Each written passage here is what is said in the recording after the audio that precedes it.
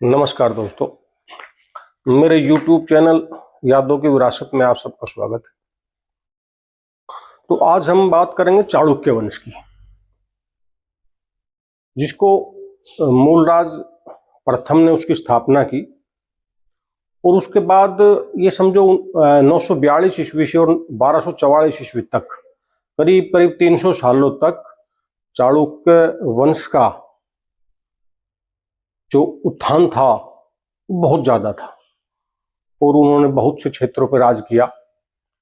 आंध्रा पे, कर्नाटका पे, गुजरात तो उनका था ही, और इसके अलावा उन्होंने श्रीलंका और मलेशिया, सिंगापुर तक उन्होंने अपने राज्य को स्थापना की।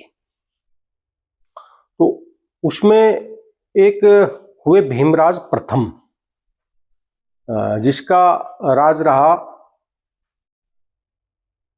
करीब करीब 40-42 साल उनका राज रहा। 1024 से 1066 ईस्वी तक, तो 42 साल करीब हो जाते हैं। तो भीमदेव प्रथम एक बहुत प्रतापी शासक थे।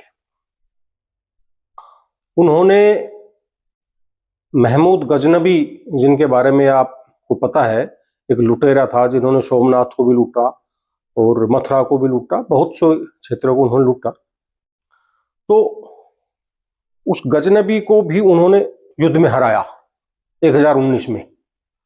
महमूद गजनबी ने को और एक उनके साथ एक शासक और था भीमदेव के साथ, तो उन दोनों ने मिलके और महमूद गजनबी को हराया।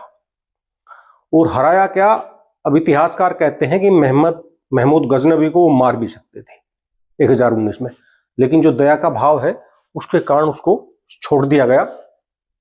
और वो एक बहुत बड़ी भूल थी। जैसे पृथ्वीराज चौहान और गौरी के किस्से में हम सुनते हैं कि गौरी को माफ कर दिया गया था, छोड़ दिया गया था, लेकिन वो बाद के पलट के वापिस आया, उसने वार किया और पृथ्वीराज चौहान को हराया और उनको मृत्यु भी दी।